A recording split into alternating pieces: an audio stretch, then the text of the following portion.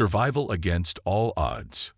Commander Zira Vatorin stared at the emergency display panel, its amber glow casting harsh shadows across her ridge-lined face.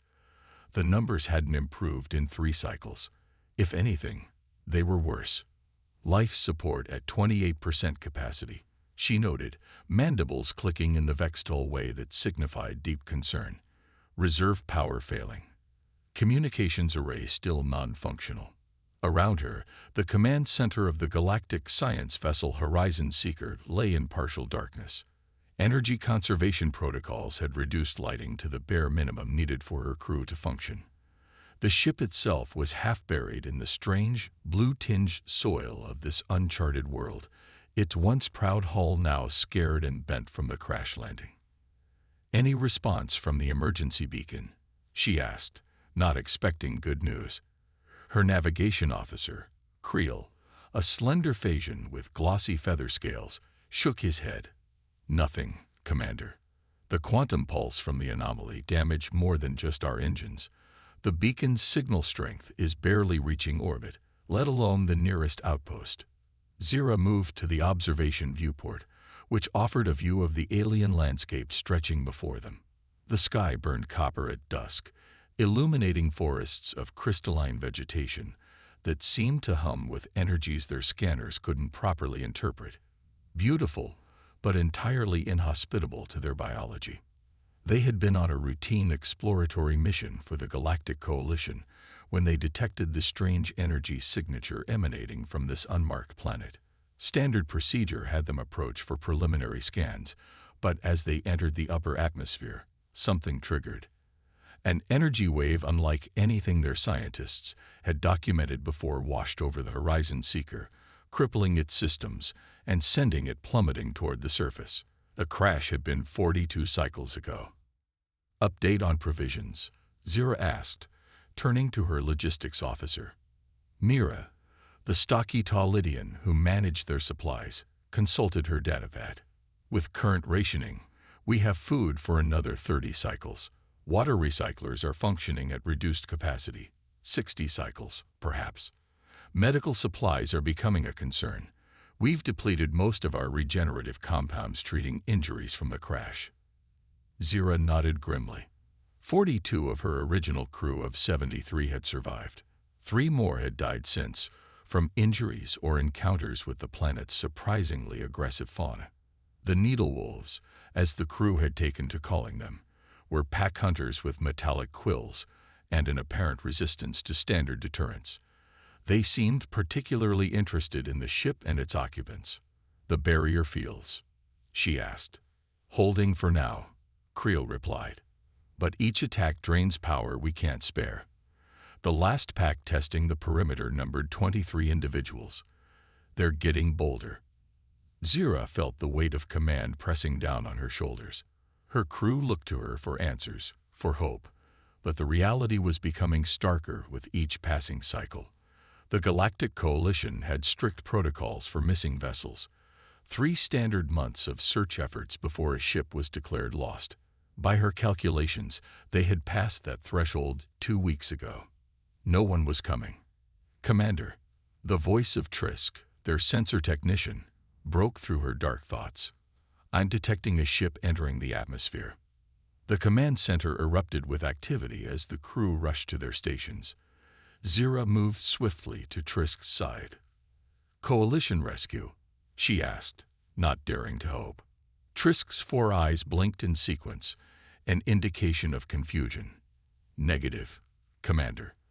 The configuration doesn't match any Galactic Coalition vessel in the database. It's smaller, much smaller. And the engine signature is unlike anything I've seen. Hostile." Zira's hand moved instinctively to the ceremonial blade at her side, useless against a spacefaring enemy, but a comfort nonetheless. "Unknown," Trisk admitted, "but it's descending rapidly and appears to be on an intercept course with our position." The bridge fell silent. First contact with an unknown species was delicate under the best circumstances. In their current vulnerable state, it could be catastrophic. "Battle stations," Zira ordered. Divert emergency power to the remaining defensive systems. Signal all crew to arm themselves and prepare for possible hostile engagement. The next 20 minutes passed in tense preparation. Through the viewport, they watched as a sleek, dark vessel descended through the copper clouds. It was indeed small, perhaps a quarter the size of the Horizon Seeker, with an unusual angular design that seemed to absorb rather than reflect light. No visible weapons arrays, but that meant little. Many species concealed their armaments. The vessel came to a hover approximately 500 meters from their position. "They're scanning us," Trisk reported. "Unusual frequency. Wait, they're sending a transmission." "Audio only?" "Visual," Zira demanded. "Both. It's—" Trisk hesitated. "Commander, they're broadcasting on a standard Coalition emergency frequency, but the configuration isn't Coalition." "Put it through." The command center's communication screen flickered to life, revealing a face that caused murmurs of surprise among the crew. The being had smooth skin with a light covering of fur on its head, forward-facing eyes, and a flat face with a protruding nasal structure. Bipedal, from what was visible of its torso, with no apparent armored plating or natural defenses. "This is Captain Maya Chen of the Earth vessel Dauntless." The being spoke, its mouth forming sounds that the ship's universal translator converted to standard galactic.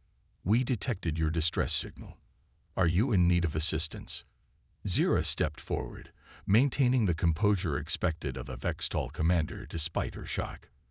"This is Commander Zira, Veteran of the Galactic Coalition science vessel Horizon Seeker. We are indeed in distress. Our ship was damaged by an unknown anomaly, and we have been stranded for 42 cycles." The being, Captain Chen, nodded, an apparently universal gesture of understanding. "We're picking up readings of your situation. We have medical and engineering personnel ready to assist if you'll permit us to approach and dock." Zira hesitated. These were complete unknowns.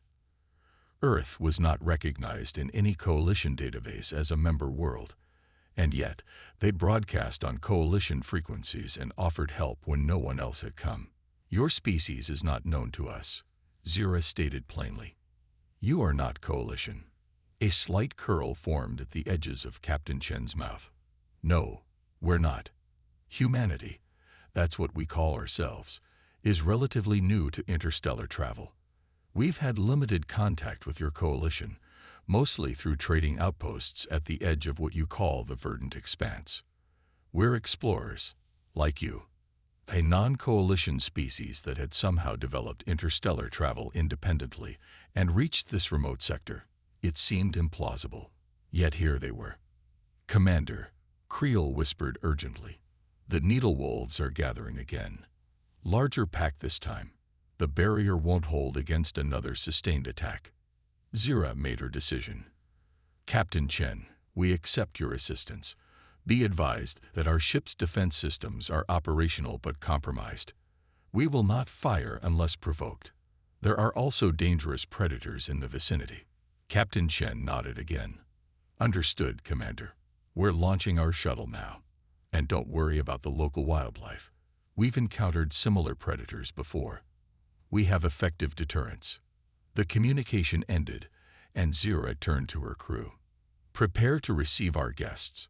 Security protocols remain in effect, but I want everyone to remember that these beings have come to our aid when our own people did not.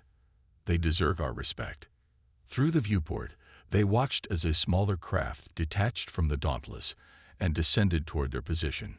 Just as it approached the edge of their defensive perimeter, a pack of needle wolves emerged from the crystalline forest, their metallic quills catching the copper light as they charged toward the landing shuttle. "They won't make it," Mira said, mandibles clicking in distress. "Our barrier is too weak to extend protection." Before Zira could respond, the shuttle emitted a series of precisely targeted sonic pulses. The needle wolves scattered immediately, some dropping to the ground in apparent disorientation. Not one reached the shuttle as it touched down smoothly on the blue soil. "Effective deterrence indeed," Zira murmured, impressed despite herself. Minutes later, their visitors stood in the command center of the Horizon Seeker.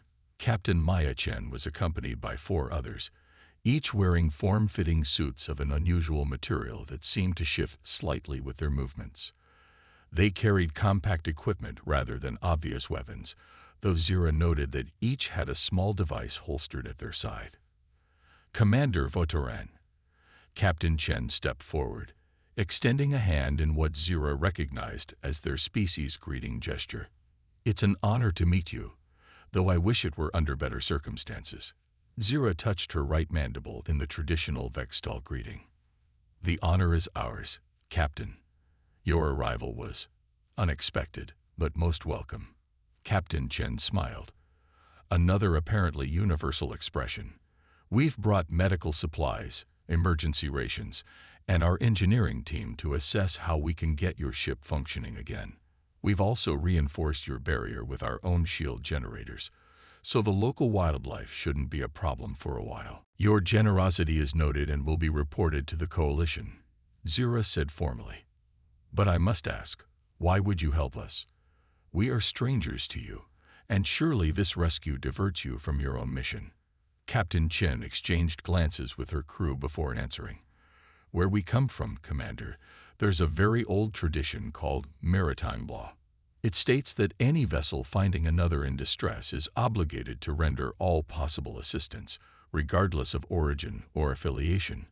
When we detected your beacon, weak as it was, we didn't see strangers. We saw fellow voyagers in need." One of the other humans, a shorter female with darker coloration, stepped forward. "I'm Dr. Amara Johnson, Chief Medical Officer. With your permission, I'd like to examine your injured crew members and share our medical supplies. Some of our treatments might be compatible with your physiology." Another human, this one with artificial components visible at its temples, spoke next. "Engineer Marcus Reed. I've done preliminary scans of your vessel's damage. It's extensive, but not beyond repair. With our combined expertise, we might be able to get you space-worthy again."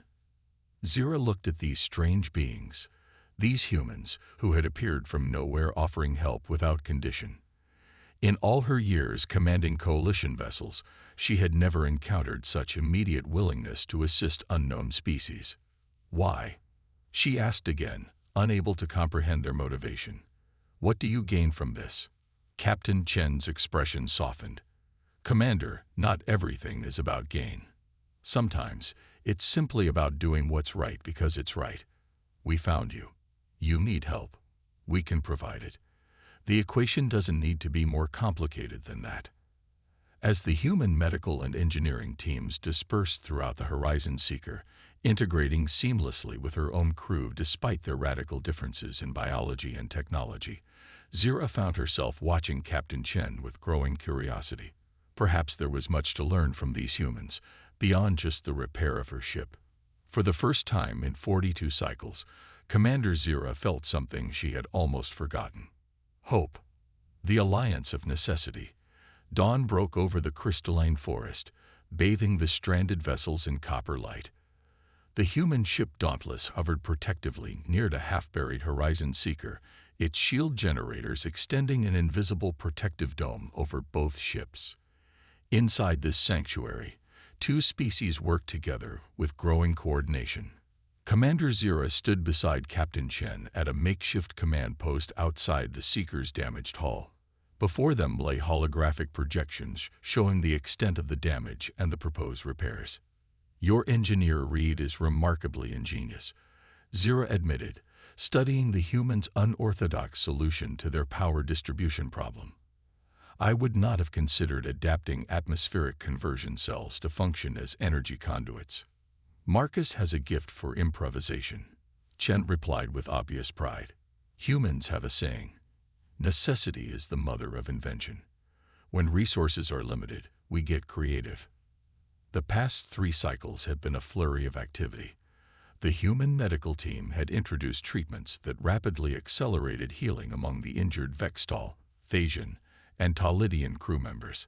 Meanwhile, their engineers had begun critical repairs to the Seeker's damaged systems, working alongside Zira's technical staff in seamless cooperation that defied the language and biological barriers between them.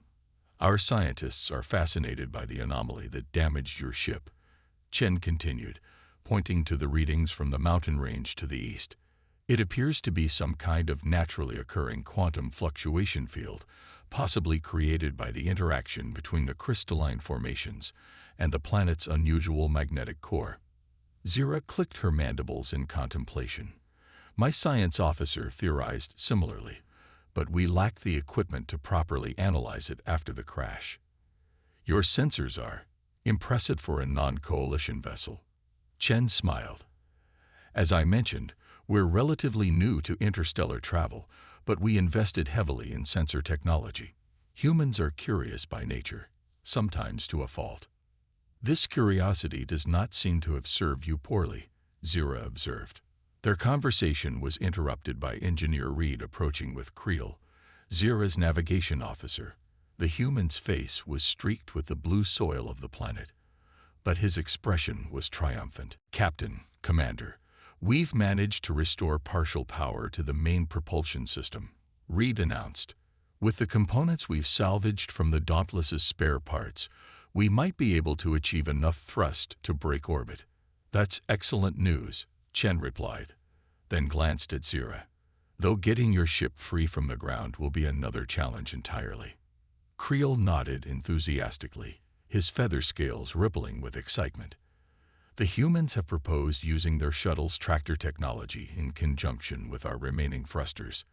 If precisely synchronized, it could work. It's risky, Reed admitted. The strain on our tractor system will be enormous, and your thrusters will be operating well beyond safety parameters. But it's our best option. Zira considered this. What is the probability of success? Reed exchanged glances with Creel. About 67%, Commander. And the alternative? Remain stranded until coalition rescue eventually arrives. If it ever does, Chen said quietly. Zira straightened, her full height impressive even next to the tallest humans. Then we proceed with the extraction plan. Prepare your teams, Captain Chen. As the two officers departed to begin preparations, Zira found herself studying the human captain.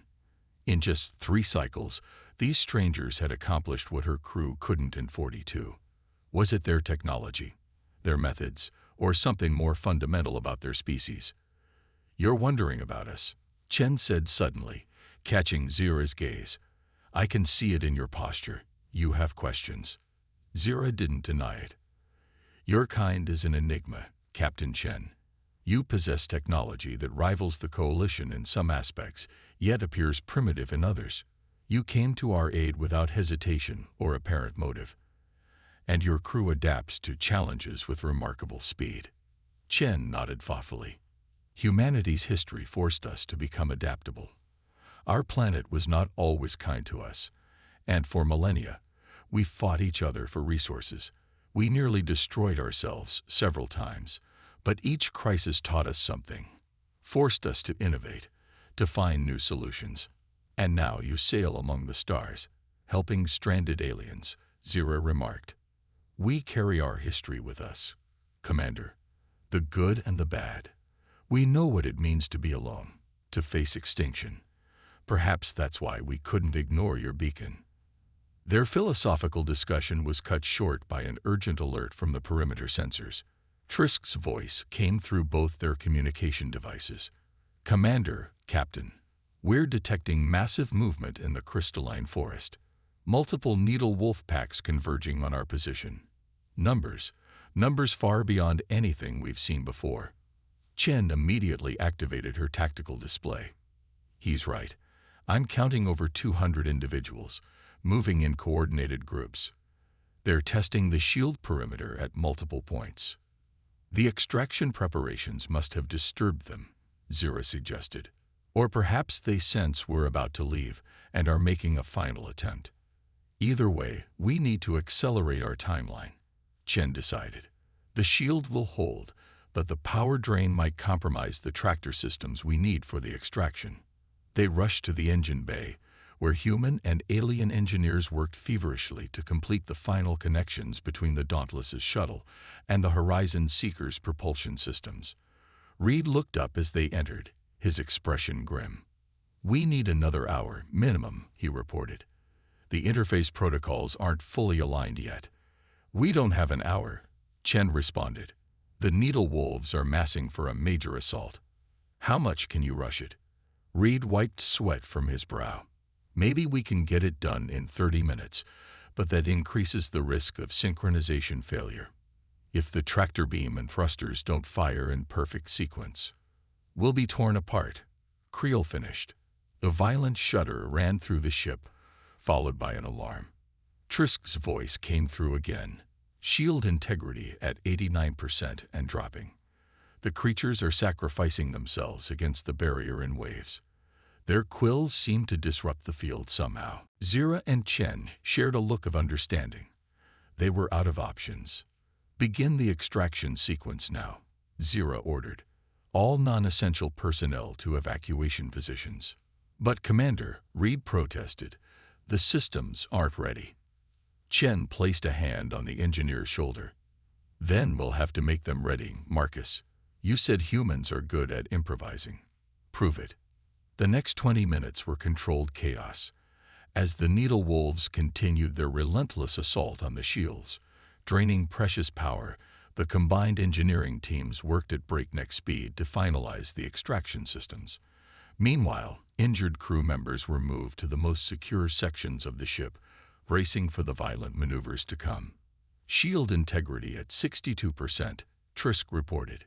58%. The rate of decay is accelerating."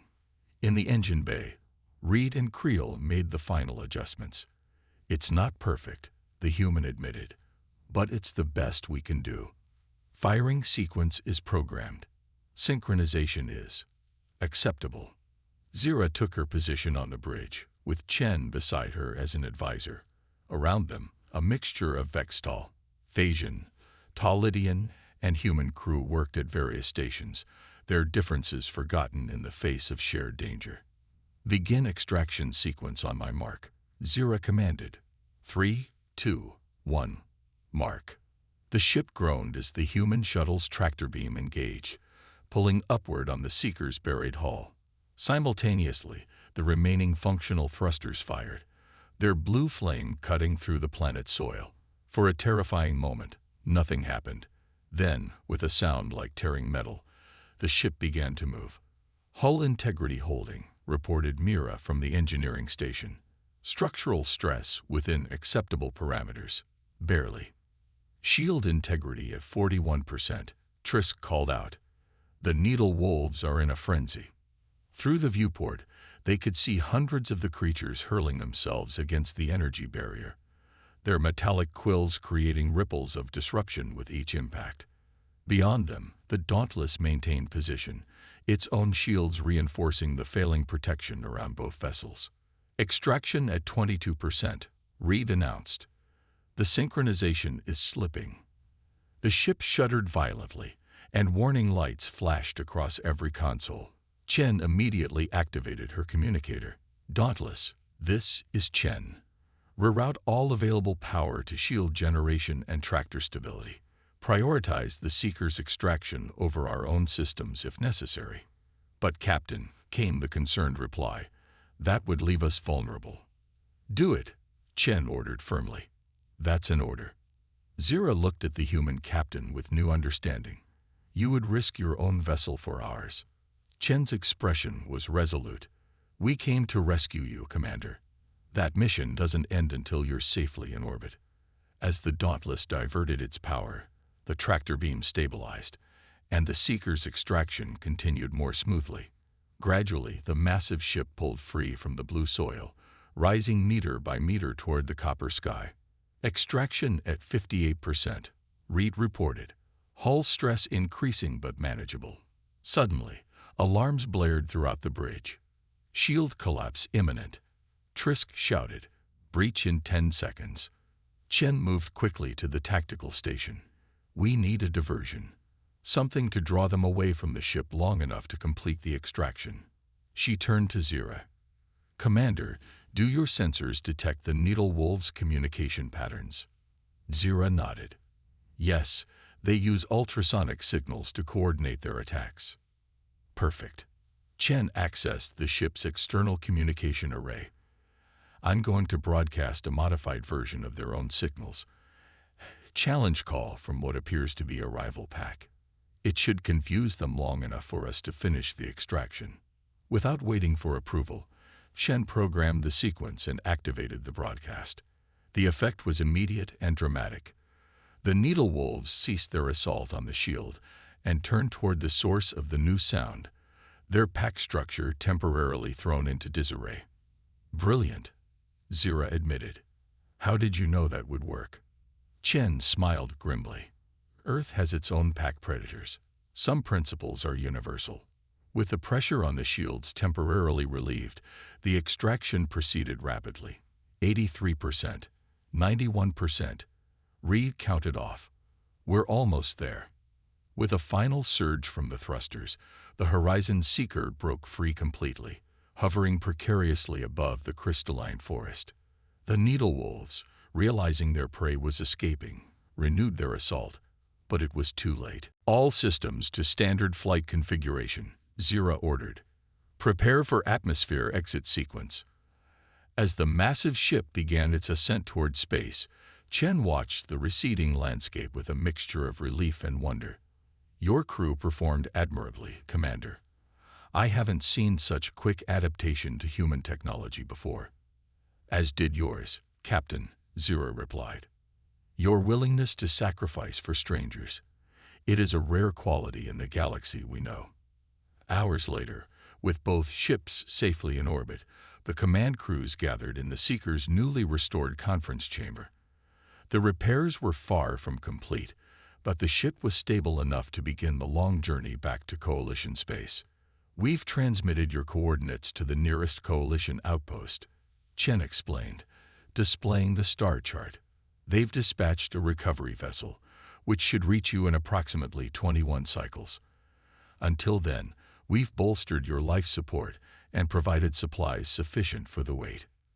Zira inclined her head in the formal Vextal gesture of deep respect. The Coalition will hear of what you've done, Captain Chen. Humanity may not be members of our alliance, but you have earned our gratitude and respect. Chen smiled. Perhaps this incident will help pave the way for more formal relations between our peoples. We have much to learn from each other. Indeed, Zira agreed. Your methods are unconventional by our standards, but undeniably effective. The innovation you displayed with limited resources is something the Coalition could benefit from studying. As the human crew prepared to return to their ship, Zira presented Chen with a small crystal, one they had recovered from the forest below. This contains a complete record of our encounter with your species, she explained. It is marked with my personal command cipher. Should you ever find yourselves in Coalition space and in need of assistance, present it to any command officer. You will not be turned away. Chen accepted the crystal with appropriate solemnity. Thank you, Commander. And should you or any Coalition vessel ever find itself near Earth space, you'll be welcomed as friends. The two captains clasped arms, a gesture that bridged their different biologies and traditions. Safe journeys, Captain Chen of Earth, Zira said. And to you, Commander Voteran of the Coalition, Chen replied. Until our paths cross again. As the human shuttle departed, returning to the waiting Dauntless, Zira's crew gathered around the viewport to watch. The small Earth vessel seemed fragile against the vastness of space, yet in just a few cycles, it had accomplished what seemed impossible. They are strange beings, Creole remarked beside her. So soft-skinned and apparently vulnerable, yet they showed more courage than many armored species I have encountered. Yes, Zira agreed, her mandibles clicking in thoughtful contemplation. Perhaps true strength isn't always visible on the surface. The Dauntless activated its unusual drive system, creating a brief distortion in space-time before disappearing into the darkness. Zira watched the spot where it had been, contemplating the implications of this encounter for her people and the Coalition. In a galaxy where species often competed and conflicts were common, these humans had demonstrated a different way, one based on assistance without expectation, courage without hesitation, and ingenuity without limit. As she turned back to the task of preparing her damaged vessel for the arrival of Coalition rescuers, Commander Zira made a private note in her personal log. Encountered previously unknown species called humans. Recommendation: priority diplomatic contact and alliance consideration. Reason: in all my years exploring the stars, I have never met a species so dangerously, wondrously unpredictable, or so unhesitatingly kind. And in the silence of her quarters, the Vextall commander found herself oddly certain that this would not be the last time the galaxy heard of humanity.